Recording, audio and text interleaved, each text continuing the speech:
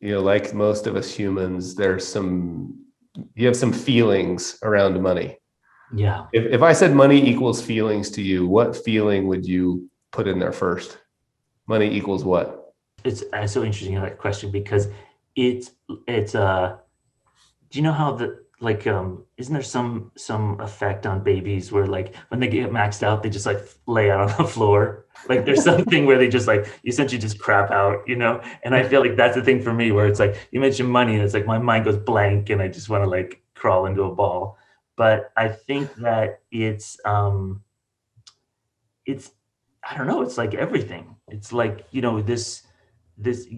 talk about money being this thing that should be moving, Mm. and it's so much of how you can move life. It's like the things that you can do with it. How about anxiety? Yeah. Money equals anxiety. So money absolutely 100% equals anxiety.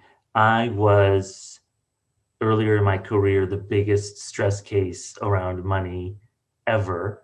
Um, I went from being, I moved out to Los Angeles with like 2 grand and my grandmother's 1980 Subaru in 1993 with, knowing 4 people. And I slept on my friend's couch and it's like I hustled and got really lucky and started working.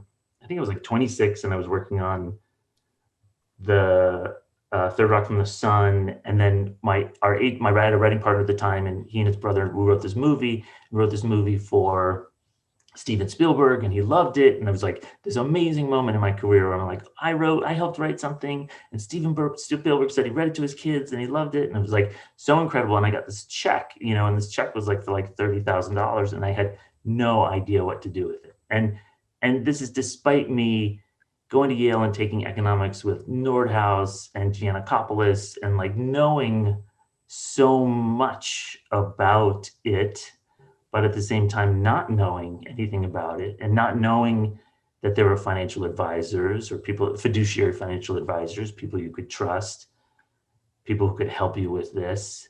And my my at that time, I remember going to an accountant and sitting down and them saying, well, what kind of income do you think you can expect over the next few years?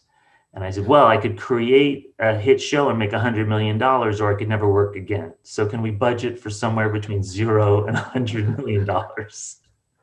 And that felt paralyzing to have that little control. And so how do you plan for that kind of uncertainty?